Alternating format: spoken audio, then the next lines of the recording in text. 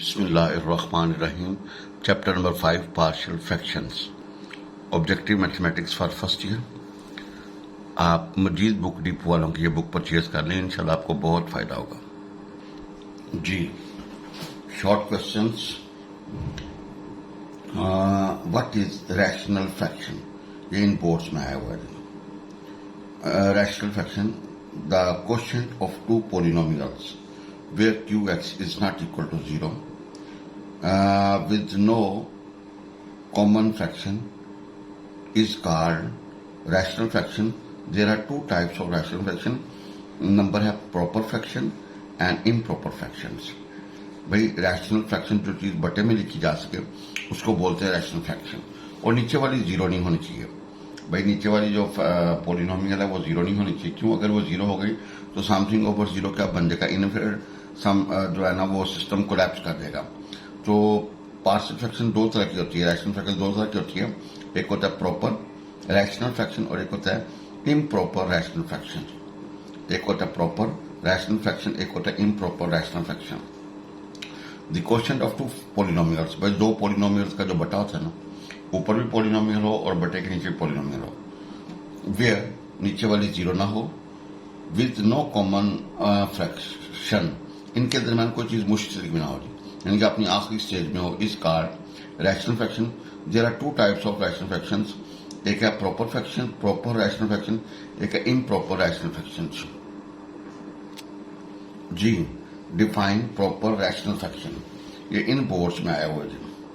Proper rational fraction, if the degree of P x in the numerator is less than the degree of the polynomial qx in the denominator. For example, 2 over x plus 1, x over x square plus 1 over and x square over x cube plus 1 are all proper rational fractions. भाई proper fraction ऊपर वाली power छोटी होनी चाहिए. अगर ऊपर वाली power छोटी हो नीचे वाली बड़ी हो तो उसको बोलते हैं प्रॉपर फ्रैक्शन या प्रॉपर रैशनल फ्रैक्शन. हम आमतौर पर इसको प्रॉपर फ्रैक्शन ही पढ़ेंगे. भाई दो पॉलिनोमियल्स हैं, एक ऊपर पॉलिनोमियल और एक नीचे पॉलिनोमियल. अगर ऊपर वाली पावर छोटी है नीचे वाली बड़ी है, then this fraction is called proper fraction. भाई अगर दो फ्रैक्शंस हैं, ऊपर वाली छोटी है नीचे वाली बड़ी है, तो इसको क्या बोलेंगे? Proper fraction. If the degree of P x in the numerator is less than the degree of denominator, then this is called proper rational fraction. वे दो फ्रैक्शंस हैं, दो आपके पास पॉलिनोमियल है, एक ऊपर एक नीचे. अगर ऊपर वाली की डिग्री छोटी है नीचे वाली की बड़ी है तो इसको बोलेंगे proper fraction. Define improper fractions, ये इन बोर्ड्स में आया हुआ है जी. If the degree of polynomial P x in the numerator is greater than the degree of Q x in the is called जो है ना वो इसको इम्प्रॉपर बोलेंगे जी. भाई अगर ऊपर वाली जो है ना वो पॉलिनोमियल नीचे वाली पॉलिनोमियल के बराबर है या बड़ी है, भाई ऊपर वाली नीचे वाली के बराबर है या बड़ी है, तो इसको बोलते हैं improper fraction. If the degree of the P x in the numerator is greater than or equal than the degree of polynomial Q x in the denominator जी. अगर ऊपर वाली पावर छोटी है तो वो क्या होगा जी? Proper fraction. अगर ऊपर वाली बराबर है या बड़ी है तो उसको बोलेंगे इम्प्रॉपर फ्रैक्शन. उसको बोलेंगे इम्प्रॉपर फ्रैक्शन. भाई अगर दो पॉलिनोमियल है, एक ऊपर एक नीचे है, और अगर ऊपर वाली छोटी पावर है, अगर ऊपर वाली पावर क्या छोटी है तो वो होगा प्रॉपर फ्रैक्शन. अगर ऊपर वाली बराबर है या बड़ी है तो this is called improper fraction. Define partial fractions. भाई डिफाइन पार्शियल फ्रैक्शन या रेजोल्यूशन जी. To express a single partial fraction as a sum of two or more single fractions, rational fractions which are called partial fractions. भाई एक आपने fraction को अगर आपने सम या डिफरेंस की शक्ल में लिख दिया तो this is called partial fraction. To express a single rational fraction, एक सिंगल रैशनल फ्रैक्शन है as a sum of two or more single rational fractions, two or more single rational fractions which are called partial fraction. भाई देखो हमारे पास एक fraction थी, इसका हमने दो फ्रैक्शन बना दी, भाई दो फ्रैक्शन बना दिए, तीन बना दिए, चार बना दिए, तो ये जो होगा ना इसको इस प्रोसेस को बोलेंगे partial fraction. Define conditional equation and identity. Define conditional equation and identity, ये इन बोर्ड्स में आया हुआ है भाई। Define conditional equation and identity भाई। Define conditional equation and identity जी। Define conditional equation and identity. An equation in which two algebraic expressions are equal for particular values of variables is called conditional equation, and it is true only for x is equal to 5/2 जी। बेटा देखिएगा, an equation in which two algebraic expressions are equal, भाई दो algebraic expressions are equal होंगी जी, for particular values of the variable, for the particular values of the variable। देखिए यहाँ पे कोई खास वैल्यू रखेंगे दोनों बराबर आ जाएंगे। मतलब 2x is a conditional equation and it is true, ये उस वक्त ट्रू होगी जब x की जगह पे 5/2 पुट करेंगे, इसके अलावा और ये नहीं होगी भाई। Conditional equation and equation in which two algebraic expressions are equal, two algebraic expressions are equal for particular values of the variable. देखें ये अलग एक्सप्रेशन है और ये अलग एक्सप्रेशन, दोनों इक्वल्स कब होंगे? फॉर पर्टिकुलर वैल्यूज के लिए, जब एक्स जगह पे 5/2 रखेंगे। तो this is called conditional equation. Identity equation, it is equation which holds good for all values of the variable. भाई यहाँ पे ये ट्रू होगा फॉर ऑल वैल्यूज के लिए, भाई जो इधर रखें वो इधर रखें, ठीक है जी। अगर आप इधर 3 रखते हैं, इधर भी 3 रखें, इधर 5 रखते हैं, इधर 5 रखें, ये ट्रू हो फॉर ऑल वैल्यूज के लिए, तो इसको बोलते हैं आइडेंटिटी इक्वेशन। इसको बोलते हैं आइडेंटिटी इक्वेशन। भाई it is equation which holds good for all values of the variable. भाई it is equation which holds, जो बरकरार है, जो बराबर हो, for all values of the variables is called identity equation जी। What is an identity? Identity equation. It is equation which holds good for all values of the variable. भाई ये true है फॉर ऑल वैल्यूज के लिए, अगर जो इधर रखें वो इधर रखें, इसको बोलते हैं आइडेंटिटी इक्वेशन। ये इन बोर्ड्स में आया हुआ है जी। What is conditional equation? An equation in which two algebraic expressions are equal for particular values of the variables. देखिए ये हमारे पास है, जब एक्स जब 5/2 रखेंगे तो ये होल्ड करेगी, इसके अलावा होल्ड नहीं करेगी, इसको बोलते हैं कंडीशनल इक्वेशन। ये इस बोर्ड में आया हुआ है जी। कहते हैं resolve this into partial fractions, ये इन बोर्ड्स में आया हुआ है जी।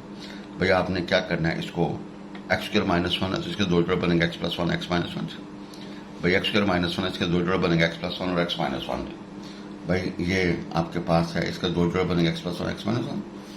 अब देखिए हमने इसको, देखिए ये है बटे में क्वाड्रेटिक, लेकिन ये रिड्यूसेबल है। रिड्यूसेबल का मतलब है जिसके जोड़े बन सकते हैं।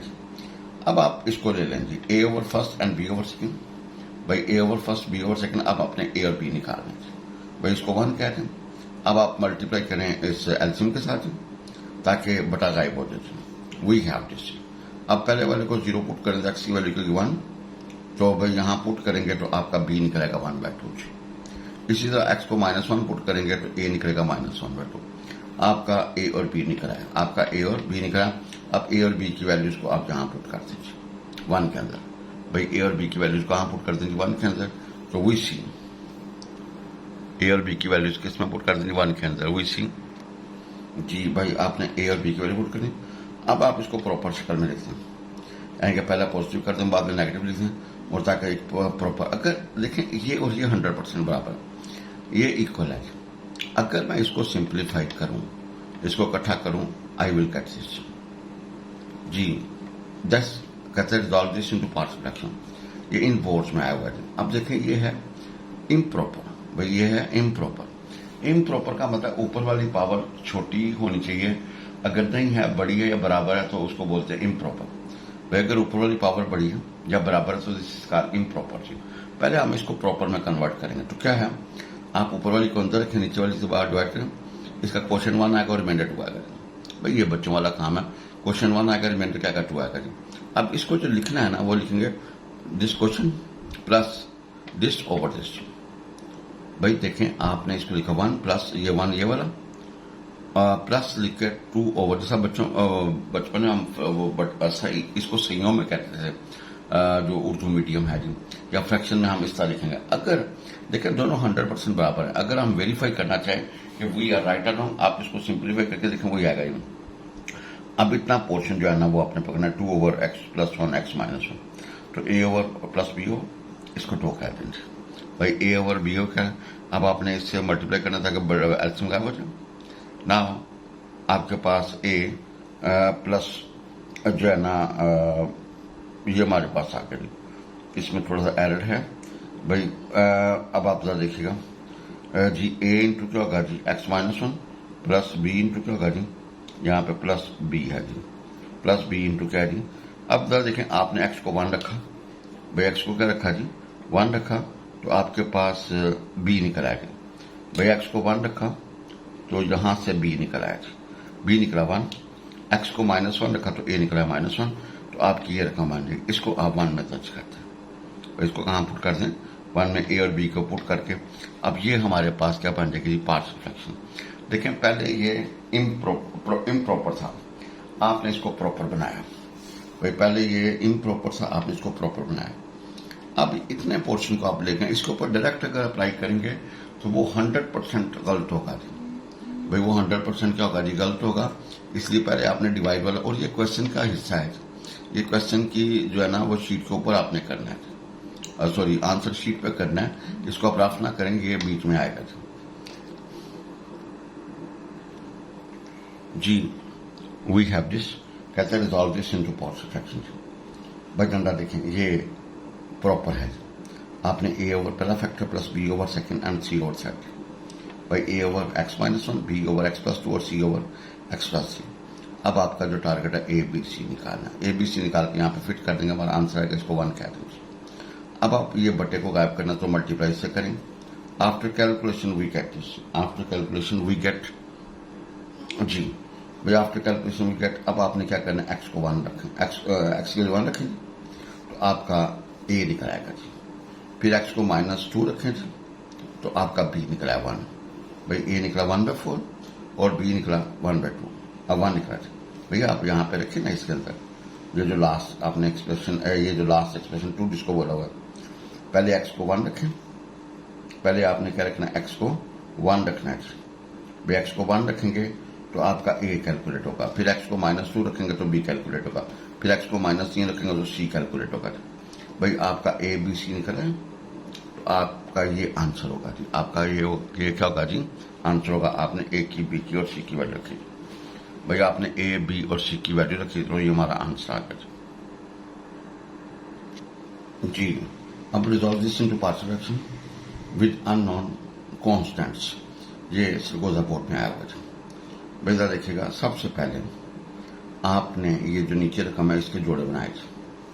भाई इसके क्या बनाए थे जोड़े, वी हैव दिस, भाई ये बन के जोड़े। भाई सबसे पहले ये जो रकम थी इसके आपने फैक्टर्स बनाए, वो बने x + 2 x + 5। अब देखें ये और ये 100% बराबर है और ये प्रॉपर है जी। भाई ये क्या है जी, तो आपने क्या किया जी, अब इसने पोर्शन को पकड़ा a over x - 2, b over x + 2 और c ओवर x + 5। भाई अब आपका जो टारगेट है जी, उसने कहा था resolve this into partial fraction with unknown constants. आपने यहाँ पे लिख दिया, इसको सॉल्व नहीं विद अननोन कांस्टेंट आप लिखना है रिजॉल्व इनटू पार्शियल फ्रैक्शंस जी विद अननोन कांस्टेंट्स। वैसे तो हल भी किया जा सकते हैं, लेकिन आप अकॉर्डिंग क्योंकि शॉर्ट क्वेश्चन है तो ठीक है जी। अब आपने ये क्वेश्चन है resolve this into partial fractions x over x - a x - b x - c, ये इस बोर्ड में आया हुआ है। भाई आपने a over first, b over second, c over third, a over first, b over second, c over third. अब आपका टारगेट a b c है। सबसे पहले आपने बट्टे गायब करना है, मल्टीप्लाई करेंगे दिस से तो वी गेट दिस, इसको 2 कह दीजिए। अब आपने x को a रखेंगे तो यहां से कैपिटल A की वैल्यू निकल आएगी। x को जब b रखेंगे, स्मॉल b रखेंगे तो कैपिटल B की वैल्यू निकल आएगी। भाई कैपिटल A की वैल्यू स्मॉल a और a - b a - c, capital B की value B over B minus है, बी माइनस सी थी। जब एक्स को सी रखेंगे तो सी की वैल्यू का सी ओवर सी माइनस है, सी माइनस बी। भाई सी माइनस है, सी माइनस बी, आपका ए बी सी निकला है, आपका ए बी सी निकला है। अब आगे बात करते हैं जी आपने capital A capital B capital C की वैल्यू लगा के इसको जरा प्रॉपर शक्ल में लिख दिया जी। Question of resolve this into partial fractions, ये इस बोर्ड में आया हुआ है भाई। ये है इम्प्रॉपर। भाई पार्शियल फ्रैक्शन का असूल है कि ऊपर वाली पावर छोटी होनी चाहिए। भाई पार्शियल फ्रैक्शन को क्या होना चाहिए, हल करने से पहले ये प्रॉपर होनी चाहिए। प्रॉपर मीन ऊपर वाली पावर छोटी हो फिर चचेगा। आपने ऊपर वाली को अंदर रखा, नीचे वाली को बाहर रखा, ये प्रोसेस डिवाइड किया तो हमारे पास ऊपर क्वेश्चन आ गया 3x+4 और ये आ गया 7x-3। देखें ये प्रोसेस इजी है, ये मैनुअली तरीके से करें। अब आप जब देखेंगे ये जो डिवीजन होगी ना, ये जो डिवीजन बराबर होगी क्वोशंट प्लस ये रिमाइंडर ओवर ये डिवाइजर। भाई ये दिस प्लस होगा दिस ओवर दिस। अगर आप चेक करना चाहें कि यू आर राइट और रॉन्ग, अगर इसका एल्सियम लें सिंप्लीफाई करें 100% ये बराबर आएगा जी। ना इतने पोर्शन को आप ले लें जी, भाई इतने पोर्शन को आप ले लें, ठीक है जी। अच्छा एक बात, नीचे जो है ना वो फ्रैक्शन बटे होने चाहिए, वो होना चाहिए क्या नाम है, फैक्टर्स होने चाहिए। तो आप इसके फैक्टर ना लें, वो बनेंगे x-1 2x+1। तो लिहाजा ये जो रकम होगी ना ये यूं बन जाएगी। अब इस पोर्शन को आप पकड़ें। अब देखें ये लीनियर, ये भी linear, A over first B over second. भाई A over first B over second, आपका ए और बी निकाला है। अब आपने ए और बी की वैल्यूज निकालनी है। सबसे पहले यू टेक एलसीएम जी, आप इसको मल्टीप्लाई कर दो, यू गेट दिस जी। भाई आप इस रकम से मल्टीप्लाई कर देना तो आपके पास ये आ जाएगा जी। अब एक्स को 1 रखा तो कैपिटल ए की वैल्यू निकालेगी। भाई एक्स को 1 रखा तो कैपिटल ए की वैल्यू निकालेगी। फिर एक्स को रखा -1/2 तो कैपिटल बी की वैल्यू निकले 13/3। भाई ए और बी की वैल्यू यहां पुट करें, इस सारे पोर्शन को जो लास्ट 2 इक्वेशन उसमें पुट करें ताकि इसके जब फाइनल शेप बन जाए। भाई फाइनल शेप बन जाए। अब देखेंगे ये रकम इसके बराबर है। इफ वी वांट सेटिस्फेक्शन, आप इसका एल्सियम लें, सिंप्लीफाई करें and we should get this जी। अगली कैसे resolve this into partial fractions, ये इस बोर्ड में आया हुआ है। भाई देखें ये लीनियर का क्या है क्यूब। भाई लीनियर का क्या क्यूब, और ये प्रॉपर है। ये क्या है जी प्रॉपर। प्रॉपर का मैं ऊपर वाली पावर छोटी है, अगर ऊपर वाली पावर छोटी है तो this is called proper fraction. आपने A over first power 1, B over power 2 और सी ओवर पावर 3। आपने ए ओवर पावर 1 लिखी, बी ओवर पावर 2 और सी ओवर पावर 3। भाई A over first plus B over second plus C over third. Now आपने इस रकम से मल्टीप्लाई करना है, वी हैव दिस। भाई एक्स को 1 रखा तो आप जब 1 रखेंगे तो आपका सी निकलेगा 3। नाउ आप जरा थोड़ा सा बात खत्म हो गई क्योंकि हमारे पास जो वैल्यूज थी वो खत्म हो गई। बटे में एक ही रकम है जिसको 0 पुट करके एक्स की वैल्यू, इसके अलावा और कोई वैल्यू निकलेगी नहीं। तो नो अब इसको सिंप्लीफाई करें। आप इसको जरा में देखे ना, आपने क्या किया, एक्स स्क्वायर वाली इकट्ठी, एक्स वाली इकट्ठी और कांस्टेंट इकट्ठा। भाई आपने इसको जरा देख के छांट कर लिया ना, एक्स स्क्वायर वाली इकट्ठी, एक्स वाली इकट्ठी और कांस्टेंट इकट्ठा। भाई एक्स स्क्वायर वाली इकट्ठी, एक्स इकट्ठा, कांस्टेंट इकट्ठा। नाउ कंपेयरिंग कर लें। नाउ क्या करें जी, कंपेयरिंग कर लें जी। नाउ आपने क्या करना है, comparing coefficient of x square A निकल आएगा जी, कंपेयरिंग कोएफिशिएंट ऑफ एक्स आपका बी निकल आएगा जी। ठीक है जी, आपका ए और बी निकल आएगा, सी पहले निकला हुआ है तो ए बी सी की वैल्यूज पुट करते हैं तो ये आपका आंसर होगा। नाउ दिस इसको रिजॉल्व पार्शियल फ्रैक्शन में कन्वर्ट करना है, ये फैसलाबाद में आया हुआ है। भाई आप तो देखें ये हमारे पास लीनियर भी है और लीनियर का स्क्वायर भी है। अच्छा तरतीब आगे पीछे करने से कोई फर्क नहीं पड़ता जी। भाई एंड रिजल्ट सेम होगा जी।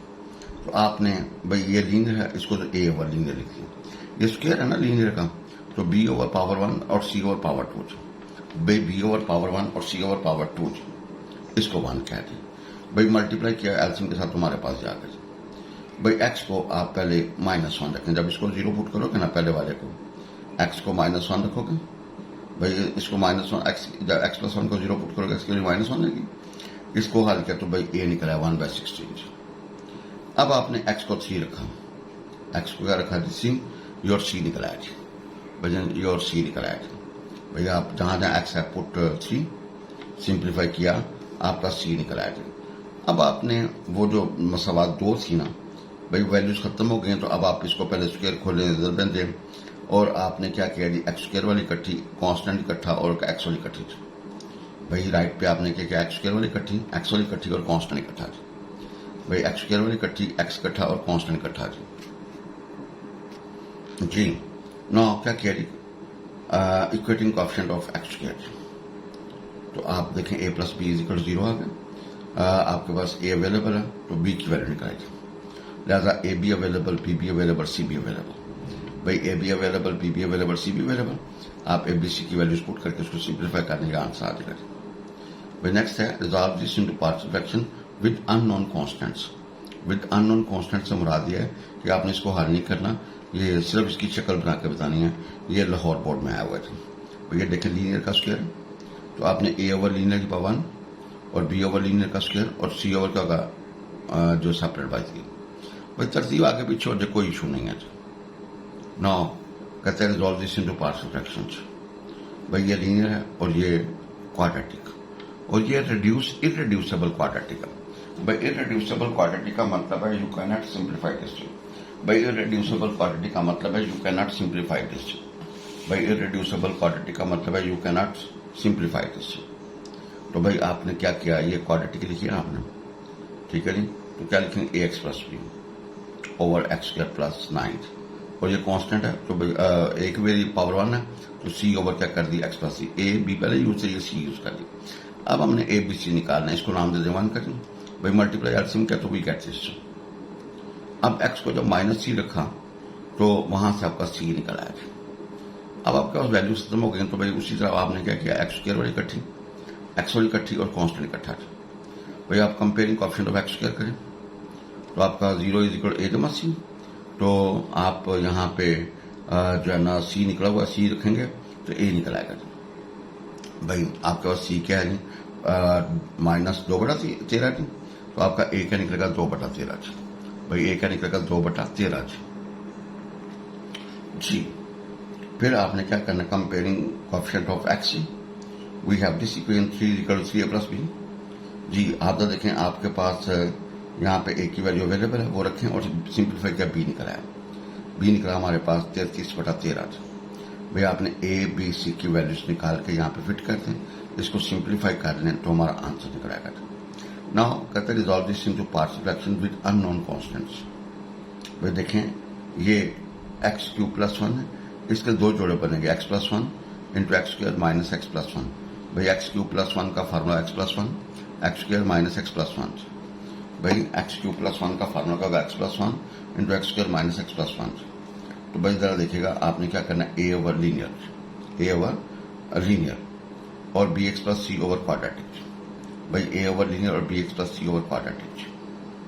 भाई उसने कहा था विद अननोन कांस्टेंट का मतलब है कि आपने इसको सॉल्व नहीं करना, बस इसकी एक शक्ल जो है ना, जो एक रीजनेबल शक्ल बनती है, प्रॉपर शक्ल बनती है, जो एक्यूरेट शक्ल बनती है, वो आपने बना कर देते हैं। भाई ये लीनियर है, ए कांस्टेंट, ये क्वाड्रेटिक है और ये इररेड्यूसिबल क्वाड्रेटिक है, तो you write B x plus C जी। अगला है कि कहते हैं resolve this into partial fraction with unknown constants. With unknown constant, ये लाहौर बोर्ड में आया हुआ है। भाई देखें, ये लीनियर का क्या है, क्वाड्रेटिक का स्क्वायर है, ये लीनियर, ये लीनियर। तो भाई पहले आपने ये क्वाड्रेटिक पावर 1 लिखी, ऊपर ए एक्स जमा बी, फिर स्क्वायर कर सी एक्स जमा डी, और ई ओवर का 1 प्लस एक्स और एफ ओवर का 1 माइनस एक्स। भाई देखें, ये क्वाड्रेटिक ऊपर आएगा ए एक्स जमा बी, ये क्वाड्रेटिक का स्क्वायर ऊपर आएगा सी एक्स जमा डी, ये ऊपर ई और एफ आ गया। अब कहते हैं write partial fraction from this. भाई write partial fraction from this जी। देखें, ये क्या है, लीनियर का क्वाड्रेटिक का स्क्वायर है और ये लीनियर का स्क्वायर है जी, और ये प्रॉपर है जी। पहले प्रॉपर होगी तो आप देखें, आपने ए ओवर लीनियर की पावर 1, बी ओवर लीनियर का स्क्वायर था। भाई ए ओवर लीनियर की पावर 1 और बी ओवर क्या करेंगे, लीनियर की पावर 2 जी। भाई जन ए ओवर क्या करेंगे, लीनियर की पावर 1 और बी ओवर लीनियर की पावर 2। और भैया ये क्वाड्रेटिक है तो क्वाड्रेटिक पावर 1 आएगा 6 मडी, और ये क्वाड्रेटिक का स्क्वायर आएगा जी, तो आएगा ई एक्स प्लस एफ। भाई ये इसकी जो है ना वो प्रॉपर शक्ल बन गई। अच्छा, आप ये बाद में लिख लेते, ये पहले लिख लें, कोई इशू नहीं है जी। भाई ये कोई ना वाला मसला नहीं है, सिर्फ आपने जो है ना जब पावर लीनियर की पावर 1 लिखेंगे तो एक कांस्टेंट आएगा, जब लीनियर का स्केयर आएगा तो फिर एक कांस्टेंट आएगा, जब क्वाड्रेटिक की पावर 1 आएगी, क्वाड्रेटिक पावर 1 आएगी तो ये दो कांस्टेंट आएगा सी एक्स डी, जब ये स्केयर करेंगे तो भैया ई एक्स एफ। जी, औलाद पर वालिदैन के हकूक, बेअदब बेनसीब बाअदब बानसीब। आप ये अलहाज मोहम्मद हुसैन गौहर और डॉक्टर अख्तर अहमद ये बुक परचेज करें जी।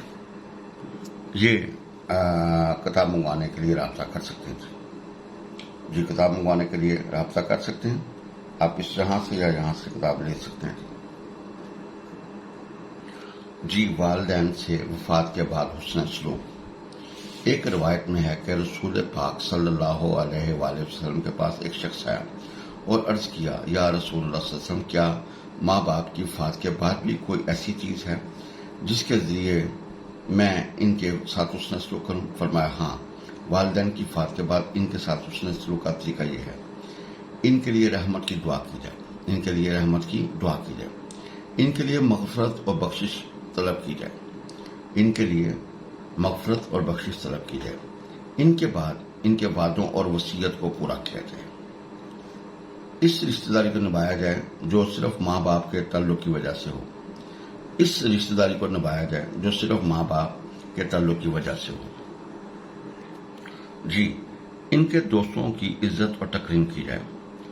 जब बेटा डॉक्टर, इंजीनियर या कारोबारी दौलतमंद बन जाता है तो वालिदैन बहुत एहतियात से बात करते हैं, कहीं बेटा नाराज ना हो जाए। इसके बरक्स जब बेटा आलिम दीन या इल्म दीन हासिल करने के बाद आलम, मुफ्ती या मदरसे का उस्ताद बन जाता है तो वही बेटा बात बात में एहतियात करता है, कहीं वालिदैन नाराज ना हो जाएं और मैं जन्नत से महरूम ना हो जाऊं। यानी कि यहाँ पे यह है कि बाज़ जो है ना बच्चे वालिदैन की बहुत खिदमत करते हैं, बहुत इज्जत करते हैं, तो वो इस चीज़ का जो है ना वो कहने उन्हें डर होता है कि कभी वालिदैन नाराज, लेकिन बाज़ दफ़ा वालिदैन इख्तियार करते हैं कि बच्चा जो है ना वो नाराज ना हो जाए कि अगर इसकी तबीयत इस तरह की है, ये बदतमीजी ना करे, तो लेकिन होना ये चाहिए कि बच्चे को इख्तियार करना चाहिए। जी, हर नमाज के बाद दुआ किया करो, अल्लाह ताला वालिदैन की दुनिया भी जन्नत बना दे और आखिरत भी, क्योंकि वालिदैन ने पैदा करके ही नहीं पाल पोस कर बहुत एहसान किया है। उस्ताद ने कहा, कोई है जो जन्नत से मट्टी ला सके? उस्ताद ने कहा, कोई है जो जन्नत से मट्टी ला सके? पूरी क्लास खामोश थी। एक बच्चा बोला, सर जी मैं कल लेकर आऊंगा। दूसरे दिन वो बच्चा थोड़ी सी मट्टी कागज में लपेट कर ले आया और बोला, उस्ताद जी आपने कल जन्नत की मट्टी मांगी थी और ये है उस्ताद जी। और पूरी क्लास के बच्चों ने हैरानगी के साथ कहा, ये कहाँ से लाए हो? बच्चे ने मोहब्बत के भरपूर अंदाज में कहा, माँ बाप के कदमों के नीचे से। मुमकिन होता किसी को उम्र लगाना तो मैं हर सांस अपने वालिदैन के नाम करता। मुमकिन होता किसी को उम्र लगाना तो मैं हर सांस अपने वालिदैन के नाम करता।